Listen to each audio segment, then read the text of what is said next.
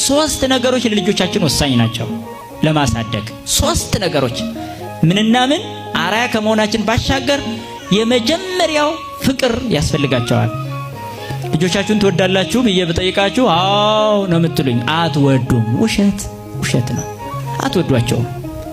ኧረ እኔ እወዳቸዋለሁ እንዲሁ በቃ ስፍስፍ ነው የሚለኝ፣ በቃ ትምህርት ቤት ደርሶ እስከሚመጡ ድረስ የሚል ሰው ይኖራል። አቤት ፍቅር አይደለም። ምን ያህል ላይምሯቸው ጠንቅቃቸዋል። ልብስ መግዛት፣ ምግብ መቀያየር፣ እንዲሁ ጫማ ምናምን፣ ይሄን ነው ፍቅር የምትሉት? አይደለም። ለነፍሳቸው ታስባላችሁ። ይሄ ልጅ ገሃነም ይሆን የሚወርደው ወይስ መንግስተ ሰማያት ይገባ ይሆን? አምላኬ ከኔ የተወለደው ልጅ አንተን አገልግሎ የሚድን ነው ወይስ ዓለማዊ ሆኖ ይጠፋብኝ ይሆን? በዚህ የሚጨነቅ አባት፣ በዚህ የምትጨነቅ እናት አለች።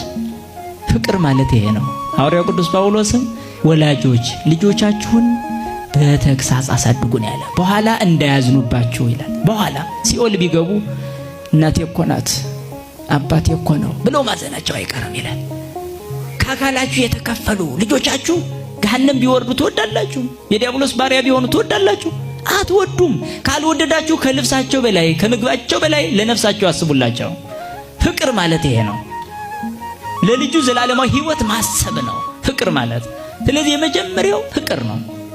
እናትና አባት መፋቀር ለልጁ ይጠቅማል። እናትና አባት ልጃቸውን መውደድ ለልጁ ይጠቅማል። ስለዚህ ልጁን የሚጠቅሙት በነፍሳዊ በኩል መውደድ ሲጀምሩ ነው። ይህማ ግዴታ ነው። ስለሚያስጨንቃችሁም ታደርጉታላችሁ። ይጮሃልማ አምጡ እያለ ያለቅሳል።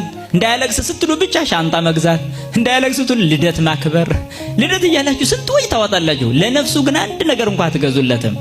መጽሐፍ ቅዱስ ገዝታችሁ እንኳን እስኪንከየው ያንተ ነው ብላችሁ ሰጣችኋል? የለም። ብዙዎቻችን ከዚህ ነፃ ነን። ስለዚህ በቤተ ክርስቲያናችን ልጅ ማሳደግ የመጀመሪያው ፍቅርን አራያነቱ ባሻገር ፍቅርን ማሳየት ለልጁ። ሁለተኛው ምክር ነው። በጣም ሁሌ ህፃናት ቢሆኑ እንኳን መምከር። በልጅነታችን የምንሰማው እስከ ትልቅነታችን ያገለግላል። ይገርማቸዋል።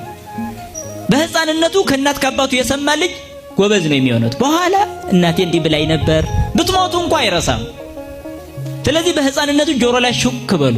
በተለይ እናት ሹክ፣ ልጄ እንዳትደባደብ፣ እንደዚህ እንዳትሆን፣ እንደዚህ። ይሄ ቀላል ምክር ነው። ይሄ ምክር ነው። ሶስተኛው በትር ነው። በትር ያስፈልጋል። ፍቅር ታሳያላችሁ፣ ምክር ትመክራላችሁ፣ ትቆናጠጣላችሁ። ያለ ቁንጥጫ ህፃን ይስተካከላል ብላችሁ ካሰባችሁ የልጆች መብት የሚለው የአሜሪካ እብደት በእናንተ ውስጥም ገብቷል ማለት ነው። የልጆች መብት ይላሉ። ልጅ አሁን እሳት ቢነካ ዝም ልትሉ ነው? መብቱ ነው ብላችሁ ሩጣችሁ አይደል እንደምትይዙት? ለምን መብቱ አይደለ? ተውት እስኪ ይንካ። ገደል ሊሄድ እየሄደ ዝም ልትሉ ነው? እዚህ አካባቢ ገደል የለም እንጂ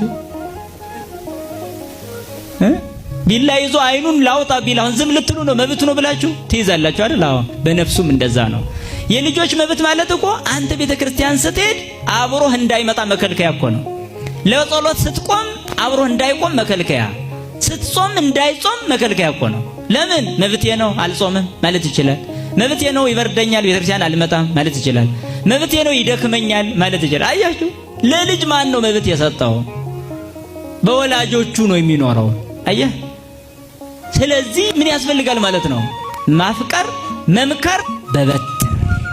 ይሄ እንደሚገባው የጥላቻ በትር አይደለም፣ የፍቅር ነው። እና ልጆች አስተዳደግ እስከዚህ ድረስ መመራት አለበት። ትልቁ ግን አራያ ሆኖ ማሳየት፣ ከዛ ጸሎት በጣም አራያ መሆን ነውና ለልጆቻችን ከምንነግራቸው በላይ ለእግዚአብሔር ስለነሱ መንገር የበለጠ ውጤታማ ያደርገናል ማለት ነው። ስለዚህ ስትጸልዩ ስለ ልጆቻችሁ ጸልያላችሁ። ክፉ አመላቸውን እንዲተው፣ ይሄ የሚያጨቃጨቃቸው የሚያነጫነጫቸው እንዲለቅ።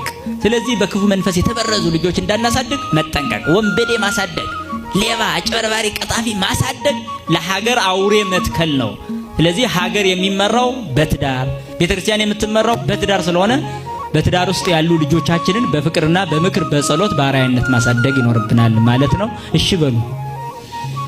ቃል ገብታችኋል። አሁን ከዚህ በኋላ ተመልሶ እያንዳንዱ ቤት መፈተሽ አለበት ማለት ነው። እሺ ብለናል። በቃ ነው። ልጄ ባንተ ተጠያቂ ነኝ፣ ልጄ ባንቺ ተጠያቂ ነኝ ማለት አለብን። ይሄ ነው። ስለዚህ ኦርቶዶክሳዊ ትዳር እርስ በርስ ባለ ፍቅርና በልጆቻችን ላይ ያለ የምንሰራው ትልቅ ትኩረት ነው ማለት ነው። መምህራችን ይጨምር።